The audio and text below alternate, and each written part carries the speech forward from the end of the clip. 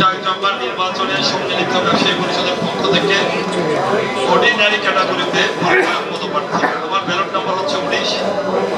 আমি দীর্ঘ 2 যুগের অধিক সময় ধরে আমদানি রপ্তানি এবং ম্যানুফ্যাকচারিং উৎপাদনের সাথে জড়িত আছি।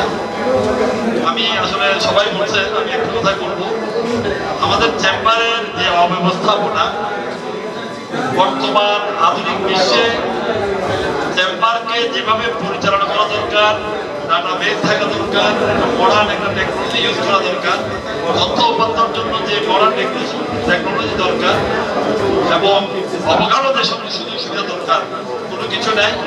আমরা যদি নির্বাচিত হই, ইনশাআল্লাহ আধুনিক বিশ্বমানের চেম্বার হিসাবে, সদস্য বান্ধব চেম্বার হিসাবে গঠন করার জন্য আমরা সর্বাত্মক কর্মপরিকল্পনা নিব ইনশাআল্লাহ।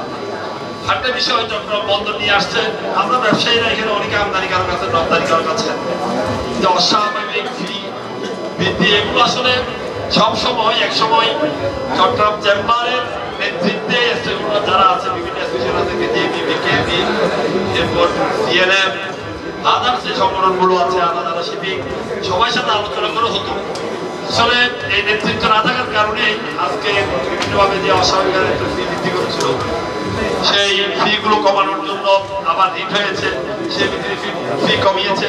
আমি বলতে চাই, ব্যবসায়ীদের কথা বলবে ব্যবসায়ী অ্যাসোসিয়েশন গুলো, সেটার জন্য আবার কেন আমাদেরকে করে যেতে হবে, অব্যবস্থাপনার জন্য কেন করে যেতে হবে? এটা হচ্ছে আমাদের ব্যর্থতা, অতীতে অযোগ্য, অথর্ব।